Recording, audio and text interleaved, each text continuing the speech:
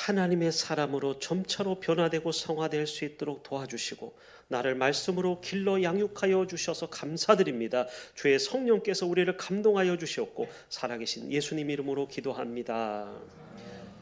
너는 나를 따르라 라는 제목의 말씀입니다. 너는 나를 따르라. 예. 오늘 본문의 이야기는 그 교회를 다닌 성도들이라면 익히 들었을 법한 그런 아주 유명한 이야기죠. 저 또한 베드로에게 찾아오셔서 3번씩이나 내가 나를 사랑하느냐라고 물어보시는 이 질문의 말씀을, 이 본문을 또 설교를 들을 때마다 상당히 은혜를 받았던 것을 기억이 됩니다. 하지만 오늘은 베드로에게 던지신 이 3번의 질문의 대답에 포커스를 두지 않고 조금 다른 관점에서 보려고 합니다. 오늘 이 장면이 있기 전까지 베드로의 인생에 있어 온몸에 털이 다 설 만큼의 그 부끄러운 일이 있었죠. 아주 몹시도 자기 인생에서 가장 이 땅에 태어나서 숨을 쉬고 있는 동안에 이렇게 수치스러웠었던 적이 있었나 할 정도로 매우 큰 사건이 있었습니다. 그것은 바로 예수님의 십자가 사건이었죠. 예수님 십자가 지시기 전에 베드로 자신이 3번씩이나 예수님을 부인했던 것입니다. 예수님의 십자가를 지시니까 제자들이 어땠습니까? 모두가 충격에 빠졌어요. 그리고 베드로는 더더욱이나 힘들어했습니다. 왜냐하면 그가 예수님 십자가 바로 지기 그 전날에 충성을 다짐했어요. 자기 자신의 성격과 기질대로라면 뭐 이렇게 조곤조곤하게 말할 수 없는 투박한 성격이었던 것 같아요. 많이 배우지도 않았어요. 그래서 다소 서툴고 투박해도 예수님에 대한 사랑만큼은 내가 제일 많이 사랑한다 할 정도로 베드로는 예수님에게 그러한 고백을 했더라는 것이에요. 그런데 그런 고백해 왔었던 그 베드로에게는 이 사건이 죽고 싶을 만큼 죽음보다 더한 참 부끄러운 일임이 분명했습니다. 바로 이 본문의 말씀입니다. 마태복음 26장 34절에 이렇게 나옵니다. 예수께서 가라사대 내가 진실로 너에게 이르노니 오늘 밤 닭이 울기 전에 3번 나를 부인하겠다라는 것이었어요. 그때 베드로가 뭐라고 합니까? 베드로가 예수님에게 다짐하여 가로되 내가 주와 함께 죽을지언정 그럴 일은 없습니다. 주를 결코 부인하지 않겠습니다라고 했더라는 것이죠. 불과 몇 시간 후에 잡혀가는 예수님을 따라서 베드로가 어떻게 행동을 했냐면 숨어 들어갔어요. 예수님이 가는 그 잡혀가는 그 길을 따라서 자기 스승 예수님을 잃어버릴까봐 어떻게 될까봐 보려고 숨어서 사람들 틈에 숨어서 따라갔다라는 것이에요.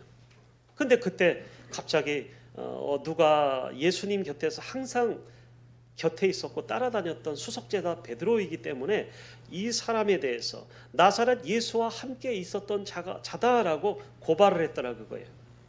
베드로가 그러니까 어떻게 합니까? 베드로가 맹세하여 부인하여서 내가 그 사람을 알지 못한다. 난 그 사람을 알지 못해 라고 했더라는 것이죠. 다시 조금 후에 곁에 섰던 어떤 사람이 베드로를 알아보고는 너도 그 당이라 내가 당신의 말소리를 안다 라고 증거했다라는 것이에요. 내가 기억한다. 베드로는 한 번이 아니라 2번이었기 때문에 상당히 난감했을 것이에요. 그때 베드로가 더 강하게 부정합니다. 성경이 뭐라고 합니까? 예수님을 향하여서 저주하며 맹세하여 가로되 나는 그 사람을 절대 알지 못합니다. 알지 못하노라. 그때 갑자기 베드로의 귀에 그 저주스러운 닭의 울음소리가 꼭끼요 하고 들렸다라는 것이에요.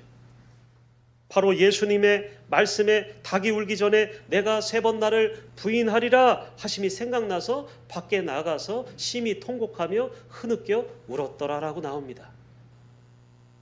내가 주와 함께 죽을지언정 결코 하나님이신 당신을 부인하는 일은 없을 것입니다라고 힘주어서 단전에 힘을 모아서 고백을 했었던 베드로였어요. 불과 몇 시간 전의 말이에요. 오늘날 우리 인생에서 최대의 난간이고 시험은 무엇입니까? 고난이 오고 환난이 오고 어려움이 찾아오자 그것이 잠시 잠깐이 아니라 지속된다면 어떡하시겠어요? 그렇게 믿고 따랐던 예수님을 부정하는 모습들이더라 그거예요. 고난이 지속돼요. 환난이 지속돼요. 어려움이 지속됩니다. 그러면 어떻게 사람의 본능이 그런 것 같아요. 하나님이 날 사랑하지 않으시나? 하나님이 나를 버리셨나? 내 가족을 그냥 버리셨나? 그 다음에 생각하는 게 뭐예요? 아, 내가 죄가 많아서. 자, 예수 신앙 없어도 예수 안 믿는 사람도 똑같은 소리 하는 거 아세요? 내가 죄가 많아서. 엄마 아빠가 죄가 많아서 자녀가 이렇게 사나. 이거는요, 그러니까 미신이에요, 미신. 기독교 신앙이 아니에요, 이거는. 믿음이 아니에요, 이거는. 잘못된 그냥 인간으로부터 나오는 죄된 인간이 그냥 자연적으로 나오는 소리라 그거예요. 하나님이 어디 계셔? 사람들은 그럽니다. 살아계신 하나님이라면 나에게 어떻게 이럴 수 있을까라고 속으로 인생의 괴로움을 뭐로 내뱉느냐면 불신앙으로 내뱉더라 그거예요. 그래서 부정의 입술을 가진 사람들이 많아요. 부정의 입술은 어떻게 나옵니까? 부정한 생각을 하기 때문이에요. 부정의 생각은 어떻게 나옵니까? 믿음이 부족하기 때문이에요. 누구를요? 하나님을 믿는 믿음에서 떨어져 있기 때문이에요. 믿음을 강하게 붙잡고 가지는 사람들은 긍정의 말을 하지 결코 부정의 말을 내뱉을 수가 없더라는 것이에요. 너는 안 돼. 너는 그래서 너는 저주받았어. 이렇게 해요, 안 해요? 축복하노라. 내가 너를 사랑하노라. 너는 잘 될 거야. 나로 긍정의 힘을 실어주더라 그거죠. 그것이 바로 하나님의 사람과 하나님의 사람인 것 같은데 아직은 들어오지 못한 자의 특징이라고 해서 구분할 수 있어요. 그러니까 여러분 어떤 사람이 돼야 되겠습니까? 긍정의 사람 되시기 바랍니다. 부정적인 입술을 내뱉지 않으시기 바랍니다. 부정적인 말을 내뱉지 않으시기 바랍니다. 자녀들을 축복하고 기도해주고 잘 될 거야. 그 자녀가 잘못되는 경우가 없더라는 사실이에요. 우리나라에서 감리교로 치면 제일 큰 교회들을 하는 그 가정의 그 목사님이 있죠. 김선도 목사님이 있고 그 자녀들 막 있어요. 혹시 어머니신 것 같은데 제가 기억하기로는 감리교회에서 금남교회가 제일 크죠. 그 어머니가 새벽이면은 자기가 잠자는 가운데 그렇게 발에다가 손을 얹고 기도를 해주시던 거 기억이 난다라고 고백하는 것을 들었습니다. 어쨌든 간에 뭐 교회가 이렇고 저렇고 그거를 제외한 나머지 하나님께서는 우리를 복 주시기 원하십니다. 할렐루야. 잘되게 하기를 원하시더라 그거예요. 하나님은 정죄 안 하시는 거 아세요? 하나님은 죄를 가를 뿐이지 정죄하시는 분이 아니세요. 근데 사람은 어때요? 정죄하더라 그거예요. 아이고 이 못난 놈아, 이 정죄해요 자꾸. 아이 못난 걸 못난다고 하면 어떻게 해요? 너 잘 될 거야 라고 격려의 말을 해주실 수 있는 여러분 되시기 바랍니다. 그래서 괴로움을 불신앙으로 마음에 가득 담고 있어서는 안 된다라는 것이에요. 그럼 어떻게 바꿀 수가 없을까? 하나님을 믿고 따르는 사람은 어떤 외적인 요소에도요 그 믿음만큼은 변하지 않는 사람들이라는 것이에요. 내 상황이 어떻고 내가 이렇고 참 많은 환난 가운데 고난 가운데 처해 있는데 그러함에도 불구하고 그 안에는요 하나님을 믿는 믿음이 신뢰가 있는 사람이 하나님이 기뻐하시는 사람이라 그거예요. 하나님은 오늘날 사울과 다윗을 골라내려 하신다라는 거 아십니까? 사울을 따로 다윗을 따로 너는 사울의 족보냐 너는 다윗의 족보냐라는 것이에요. 이건 선택의 문제라는 것이에요. 사울은 누굽니까? 하나님을 떠나 살게 되어서 결국 하나님께 버림받은 사람이라 그거예요. 모두 다윗처럼 주님의 사랑받는 자녀가 되어야 돼요. 다윗은 누굽니까? 다윗은 하나님의 사랑하는 자녀로서 내가 가진 비전들, 그러니까 사도행전의 말씀에도 제가 당장에 지금 생각이 안 나요. 내 뜻을 저를 통하여서 다 이루게 하리라라고 하나님은 다윗을 빗대어서 말씀하시더라 그거예요. 얼마나 감사합니까? 얼마나 큰 복입니까? 하나님이요 하나님이 하시려는 일을 하나님의 뜻을 내가 인간인 너를 통해서 내가 다 이루게 하리라. 할렐루야. 이런 복된 가정에 계보가 그런 이 신앙 인물이 나타나야 되지 않겠습니까? 근데 어떻게 나타나요? 그냥 공짜가 없다라는 것이에요. 기도가 공짜가 없어요. 여러분 기도해주고 자녀가 잘 되길 바라고 격려해주고 믿음을 심어주고 그렇게 내가 하나님께 신뢰를 가지고서 믿음을 가지고서 살아갈 때 자녀에게 그것이 고스란히 가고 축복이 가고 그 자녀가 안 될 수가 없다라는 것이죠. 자녀를 축복하는데 하나님이 아버지의 마음을 가지고서 어머니의 마음을 가지고서 축복하는데 그것은 대표성이라 그거예요. 그러므로 자녀를 축복하는 부모의 기도를 하나님은 이루지 않으실 수가 없더라. 안 들어주실 수가 없더라는 것이. 왜요? 그 부모가 하나님 아버지의 마음을 닮았기 때문인 것이죠.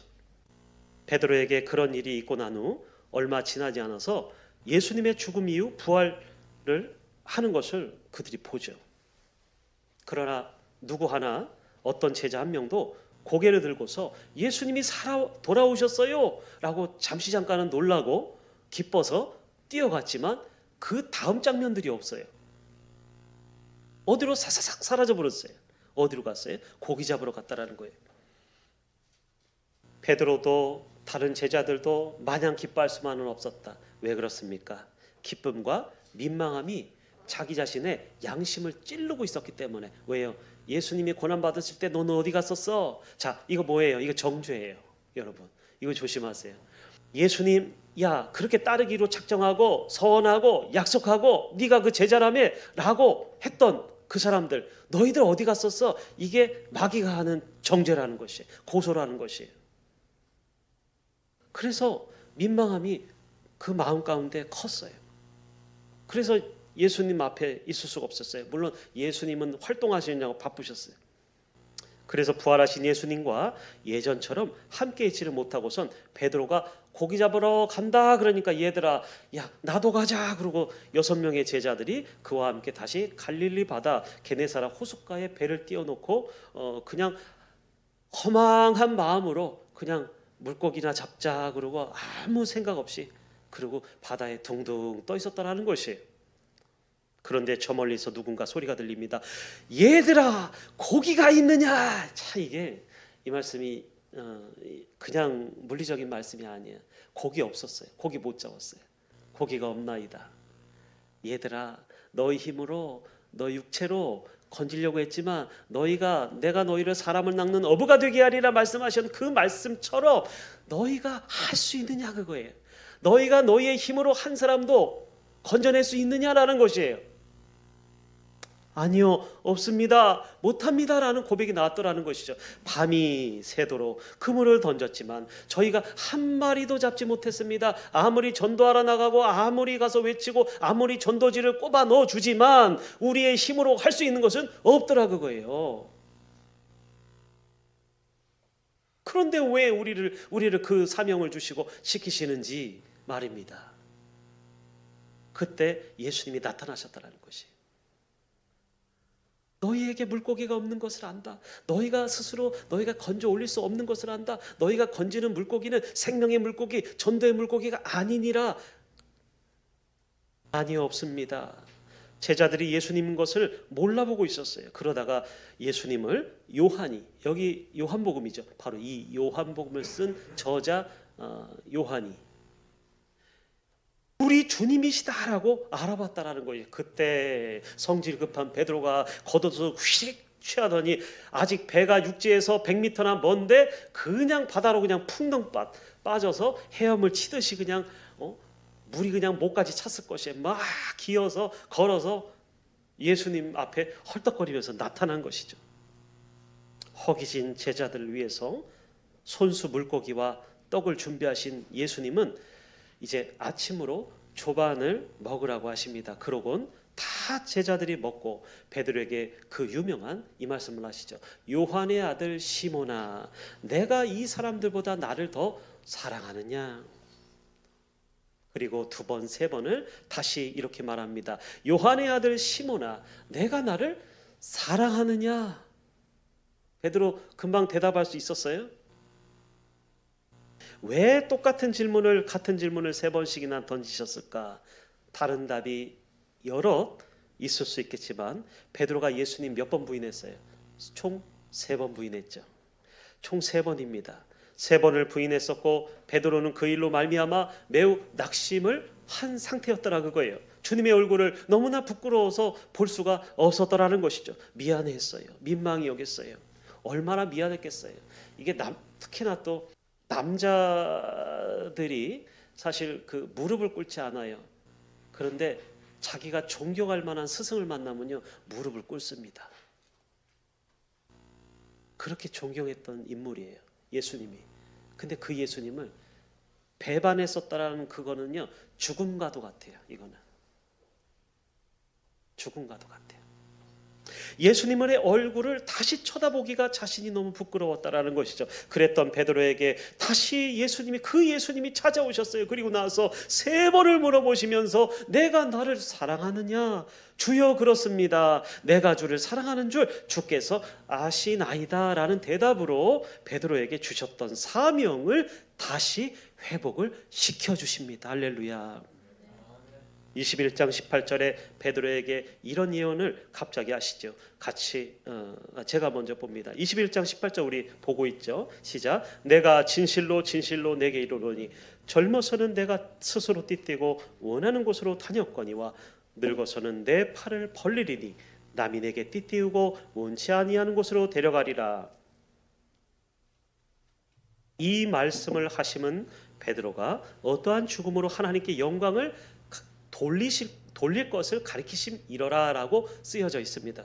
이때 베드로가 뭐라고 질문합니까? 저 요한이는 어떻게 되겠습니까? 라고 물어봅니다. 그랬더니 예수님이 뭐라고 하십니까? 예수께서 가라사대 내가 올 때까지 그를 머물게 할지라도 너와 무슨 상관이 있겠느냐라고 의미심장한 말씀을 하시면서 뒤에 너는 나를 따라오너라 라고 말씀하시죠. 너는 나를 따르라. 기독교 역사 속에 실제로 베드로는 로마에서 복음을 전하고 그리스도의 말씀을 많은 사람에게 전파하던 중에 네로 황제에게 붙잡혀서 그는 십자가 처형장으로 끌려갔을 때 뭐라고 합니까? 내가 어찌 주님과 같은 모습으로 죽을 수 있겠습니까? 그거조차도 나는 부끄럽습니다. 그런 사람이니까 나를 거꾸로 매달아 주소서라고 처형을 당했다라는 것이죠. 여러분, 인생에 많은 어려움이 있고 고난이 있을 수 있습니다. 교회도 그럴 수 있습니다. 우리가 사는 직장 모든 것이 그렇습니다. 그때 주님은 뭐라고 말씀하실까요? 다른 사람 신경 쓸 거 없이 너는 나를 따르라라는 것이, 따르라. 이 말은 다시 말해서 이렇습니다. 너의 신앙을 환경의 외부적인 요소에 흔들리지 말고 절대로 뺏기지 말고 나를 따라서 너는 너의 신앙을 지키라라는 것이. 베드로는 3번이나 예수님을 부인했죠. 위협함 가운데 신앙을 지킬 용기가 없었던 그도 우리와 똑같이 연약한 자였더라라는 것이에요. 똑같은 자였더라라는 것이죠. 그런데 죽음 앞에서 어떻게 죽음을 무서워하지 않는 그렇게도 용기 있는 사람으로 변화되었습니까? 그것은 무엇일까요? 그 이유, 이 말씀을 통해서 오늘 말씀을 마치고자 합니다. 바로 예수님이 나를 구원하신 그 사랑을 진정으로 깊이 알고 깨달은 사람이 되었더라라는 것이죠. 기도합니다. 살아계신 하나님 아버지, 고맙고 감사합니다. 우리가 주님을 모릅니다. 주님을 몰랐습니다. 주님의 이름은 아는데 주님이 얼마나 어떻게 우리를 창조하셨고 만드셨고 나를 어떤 모습으로 대하시고 어떤 마음으로 생각으로 대하시는 것까지를 모르고 살았습니다. 주님, 베드로도 몰랐고 요한도 몰랐고 제자들도 몰랐습니다. 우리도 모릅니다. 앞으로 살아가는 시간 가운데, 예배 가운데, 생활 가운데 주님을 더욱더 가까이 하는 그런 참된 그리스도인들 다 되게 하여 주시옵소서. 그런 복이 우리에게 임할 줄로 믿사옵고 살아계신 예수님 이름으로 감사하며 기도합니다. 아멘.